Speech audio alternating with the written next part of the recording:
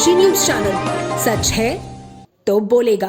वाराणसी की चौक थाना क्षेत्र के रेशम कटरा में मंगलवार को स्वर्ण व्यापार मंडल की एक महत्वपूर्ण बैठक आयोजित की गई।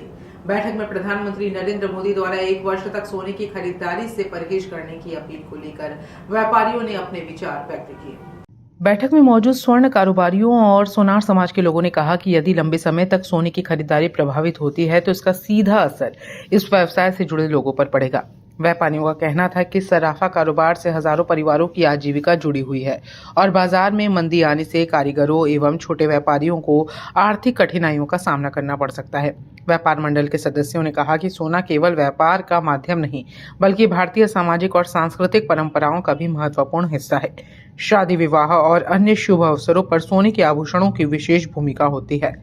बैठक के दौरान व्यापारियों ने सरकार से सराफा कारोबार और सोनार समाज के हितों को ध्यान में रखते हुए संतुलित निर्णय लेने की मांग की।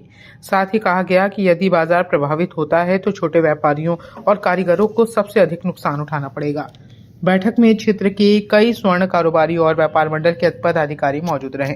हमारे जो यशस्वी प्रधानमंत्री हैं मोदी जी, उन्होंने 2 रैलियां में जो ये कहा है कि लोग सोना ना खरीदें, इस विषय में उनको सोचना चाहिए कि हम लोग कारीगर वर्ग लोग हैं। जब लोग सोना ही नहीं खरीदेंगे तो माल जेवर कैसे बनेगा, और जेवर नहीं बनेगा तो हम लोग क्या करेंगे, क्या खाएंगे।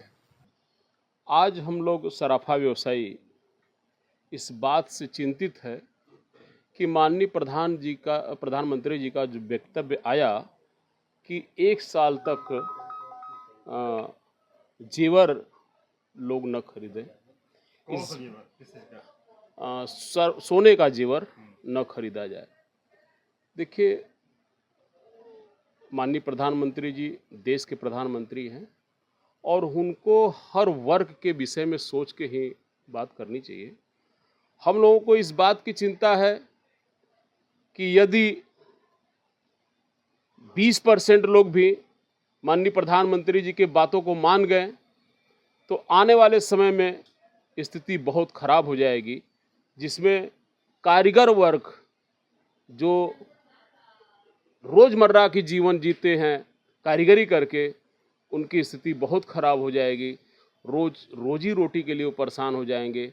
इन सब चीज़ों को भी सोच के चलना चाहिए और इन्हीं सब चीज़ों पे हम लोग विशेष चिंतन मंथन करने के लिए हम लोग बैठे हैं कि आने वाले समय में ऐसी स्थिति उत्पन्न होगी तो कैसे जो है गाड़ी चलेगा। पूर्वांचल की खबरों से जुड़े रहने के लिए आज ही सब्सक्राइब करें हमारा YouTube चैनल डनकाशी और हाँ, लेटेस्ट अपडेट्स के लिए बेल आइकन को प्रेस करना ना भूलें।